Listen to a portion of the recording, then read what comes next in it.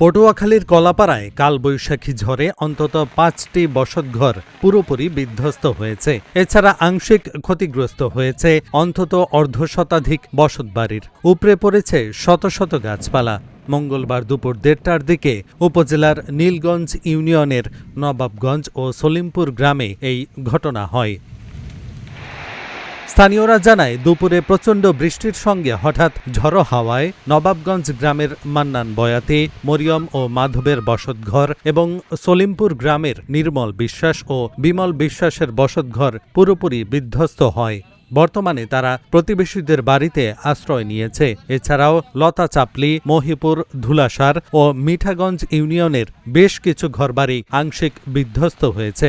হতদরিদ্র এসব পরিবার ব্যাপক বেকায়দায় রয়েছেন। কলাপাড়া উপজেলা নির্বাহী কর্মকর্তা কাউসার হামিদ বলেন, ক্ষতিগ্রস্তদের তালিকা তৈরি করা হচ্ছে। তাদের সহযোগিতার বিষয়ে ঊর্ধ্বতন কর্তৃপক্ষকে অবহিত করা হবে।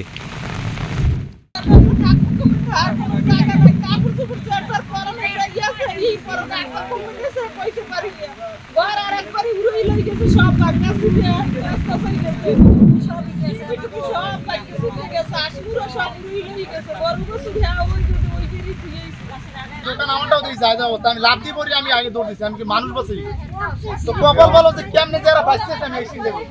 আমার গায়ের উপর দিয়ে আমার ঘরটা উঠে গেছে কি আমি আমার পোলাটি রেন করে পুরো লাগে চাপতে যাচ্ছি।